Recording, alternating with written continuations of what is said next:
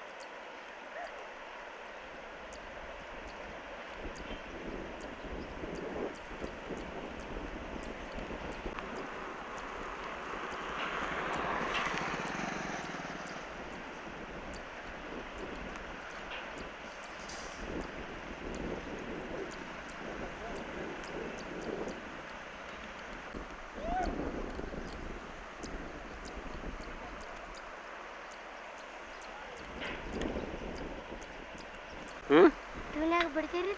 ಯಾವ್ದಾಗ? ಟ್ಯೂನ್ಯಾಗ ಬಿಡ್ತೀರಿ? ಹ್ಞೂ ಸೈಕಲ್ದಾಗ ಸೈಡ್ ಇಲ್ಲಿ ಬಂದು ಹೋಗಿದಾವಲ್ಲ ನೀರು. ಹ್ಞೂ ಈ ಕಡೆ ಬಂದು ಹೋಗಿದಾವ್ರಿ. ಇಲ್ಲ ಏನ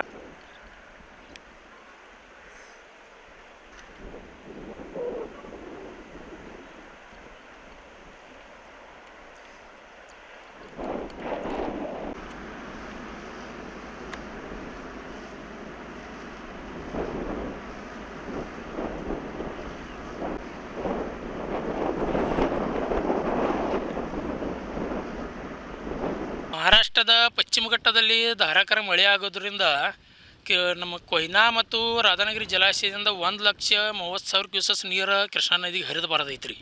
ಇದರಿಂದ ನಮ್ಮ ಕಲ್ಲೋಳದ ದತ್ತ ಮಂದಿರನೂ ಈಗ ಮುಳುಗಡೆ ಆಗೋದೈತ್ರಿ. ಮತ್ತು ಈಗ ನದಿ ತೀರದ ಜನರ ಇನ್ನು ಮುಂದೆ ಅನಾಹುತ ಅಂದ್ರೆ ಇನ್ನೂ ಹೆಚ್ಚಿನ ನೀರು ಬರೋದೈತಿ ಅಂತ ಸುದ್ದಿ ಬಂದೈತ್ರಿ. ಅದಕ್ಕೆ ನಮ್ಮ ಬೆಳಗಾವಿ ಜಿಲ್ಲಾಡಳಿತ ಸ್ವಲ್ಪ ಮುಂಜಾಗ್ರತೆ ಕ್ರಮವಾಗಿ ಈ ಕಡೆ ಗಮನ ಹರಿಸಬೇಕು. ರೈತರಲ್ಲಿ ಸಾರ್ವಜನಿಕರಲ್ಲಿ ಸ್ವಲ್ಪ ಗಮನ ಹರಿಸಬೇಕಂತ ನಾವು ರೈತರ ಕೇಳ್ಕೊತಾ ಇದ್ದೀವಿ. ಹಾಂ, ಇನ್ನೂ ಮಳೆ ಭಾಳ ಜಾಸ್ತಿ ಐತ್ರಿ. ಇಲ್ಲಿಲ್ಲ, ಆದರೂ ಪಶ್ಚಿಮ ಘಟ್ಟದ ಮಳೆ ಧಾರಾಕಾರ ಬೆಳೆದೈತ್ರಿ. ಅವು ನೀರು ಮತ್ತು ಇಲ್ಲೇ ಬರೋವ್ರಿ. ಮತ್ತು ಹೆಚ್ಚಿನ ಮಹಾಪುರ ಆಗುವ ಒಂದು ಸಾಧ್ಯತೆ ಆಗದೈತ್ರಿ. ಈಗ ನೀವು ನೋಡ್ತಾ ಇದ್ದೀರಿ. ಅದಕ್ಕೆ ಜಿಲ್ಲಾಡಳಿತ ಸ್ವಲ್ಪ ಗಮನ ಹರಿಸ್ಬೇಕು ಈ ಕಡೆ. ಹಾಂ, ದತ್ತ ಮಂದಿರ ಆಲ್ರೆಡಿ ಜಲಾವರತಿ ನೀವು ನೋಡಿದ್ದೀರಿ. ಮತ್ತು ಇನ್ನೂ ಜಾಸ್ತಿ ನೀರು ಏರಾದೈತ್ರಿ. ಈಗ ನಾವು ನಿನ್ನೆನೂ ನೋಡಿದ್ದು, ನಿನ್ನೆಕ್ಕಿಂತ ಇವತ್ತು ಮತ್ತು ಜಾಸ್ತಿ ಏರೈತ್ರಿ. ಈಗ ಏರು ಪ್ರಮಾಣ ಹೆಚ್ಚಾಗದೈತ್ರಿ. ಅದಕ್ಕೆ ಮತ್ತು ಇನ್ನೂ ಧಾರಾಕಾರ ಹಿಂದೆ ಮಳೆ ಐತ್ರಿ ಪಶ್ಚಿಮ ಘಟ್ಟದೊಳಗೆ ಮಹಾರಾಷ್ಟ್ರದ. ಆ ಮಳೆ ನೀರೆಲ್ಲ ಈಗ ಬಂದು ಇಲ್ಲಿ ಮಹಾಪುರ ಅವಕ್ಕಿಂತ ಮುಂಚೆ ರೈತರು 2 ಅಡಿ ಐತ್ರಲ್ಲ ಮಾತ್ರ ರೀ. ಹಾಂ, ನೀರು ಸ್ಪೀಡ್ದಾಗ ಏರಾದೈತ್ರಿ. ಹಾಂ, ನಮ್ಮ ಬೆಳಗಾವಿ ಜಿಲ್ಲಾಡಳಿತ ಏನಿದ್ರಿ ಸ್ವಲ್ಪ ಈ ಕಡೆ ಕ್ರಮ ವಹಿಸ್ಬೇಕ್ರಿ ಮುಂಚೆ.